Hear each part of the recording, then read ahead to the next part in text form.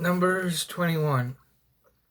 When the Canaanite king of Arad, who lived in the Negev, heard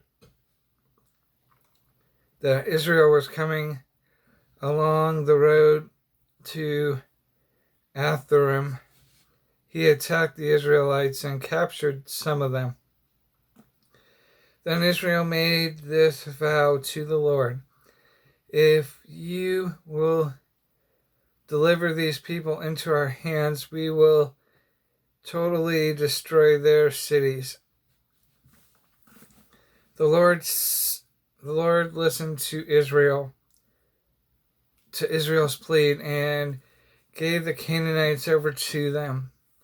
They completely destroyed them and their city and their towns. So the place was named Horam. They traveled from Mount Hor along the route of the Red Sea to go around Edom. But the people grew impatient on the way. They spoke against God and against Moses and said, "Why have you brought us out of Egypt to die in the desert? There is no bread, there is no water, and we detest this miserable food." Then the Lord sent venomous snakes among them. They bit the people, and many Israelites died. The people came to Moses and said, "We have sinned when we spoke against the Lord and against you. Pray that the Lord will take the snakes away from us." So Moses prayed for the people.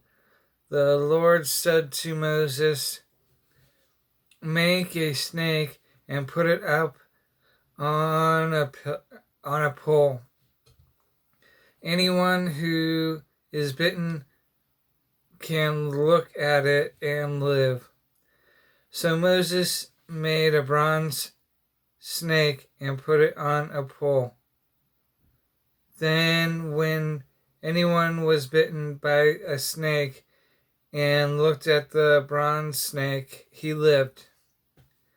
The Israelites moved on and captured and camped at Oboth. Then they set out from Oboth and camped in Abiram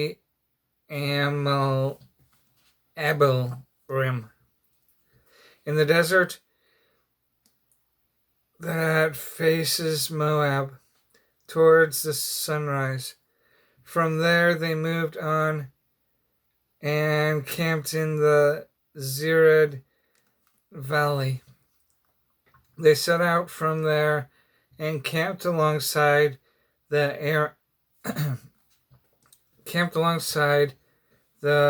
Aran, which is in the desert extending into Amorite territory. The Arnon is the border of Moab, between Moab and the Amorites. That is why the book of the Wars of the Lord says, Wahel is Sopha and the ravines, the Aranon and the slopes of the ravines that lead to the site of Ar and lie along the border of Moab. From there, they continued on to Beer, the well where the Lord said to Moses, "Gather the people together, and I will give them water." Then Israel sang this song: "Spring up, O well, sing about it, about the well that the princes dug, that the nobles of the people sank, the nobles with specters and staffs.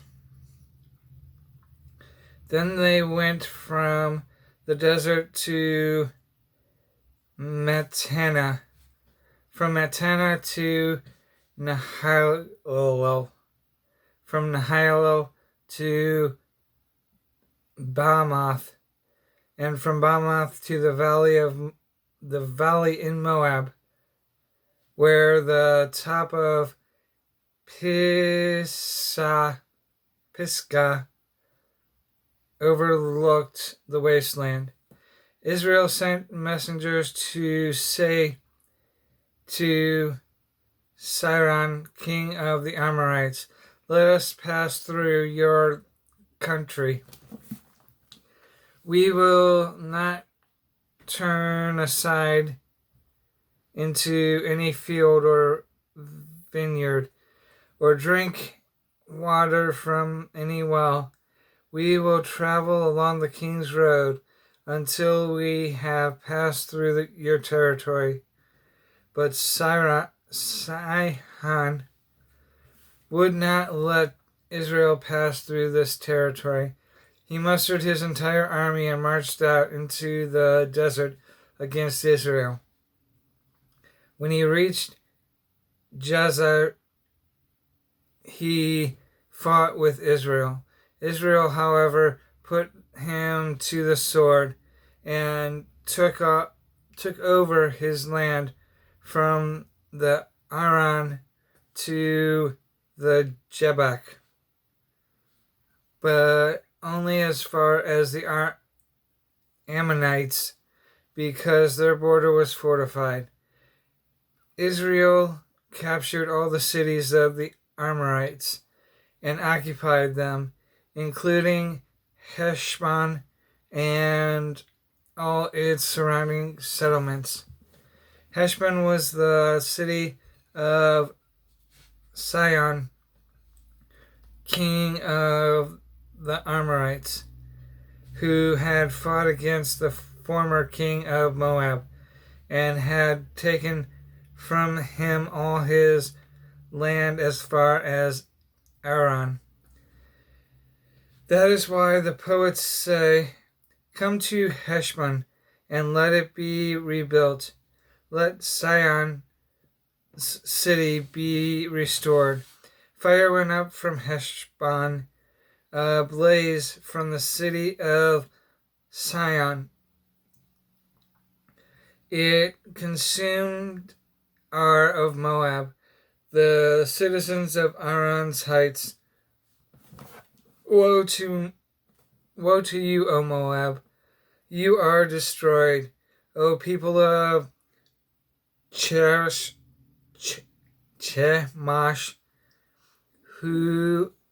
he has given up his sons as fugitives and his daughters as captives to Sihon, king of the Amorites. But we have overthrown them. Heshbon is destroyed all the way to Dibon.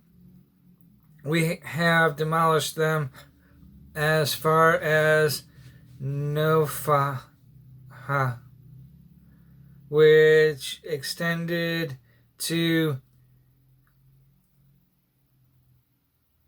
Medeba. So Israel settled in the land of the Amorites. After Moses had sent spies to Jazer, the Israelites captured its surrounding settlements and drove out the Amorites who were there. Then they turned and went up along the road towards Bashan, and Og, king of Bashan, and his whole army marched out to meet them in battle at Edrei.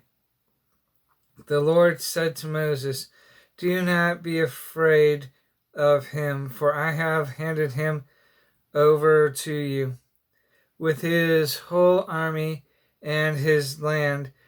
Do to him what you did to Sihon, king of the Amorites, who reigned in Heshbon.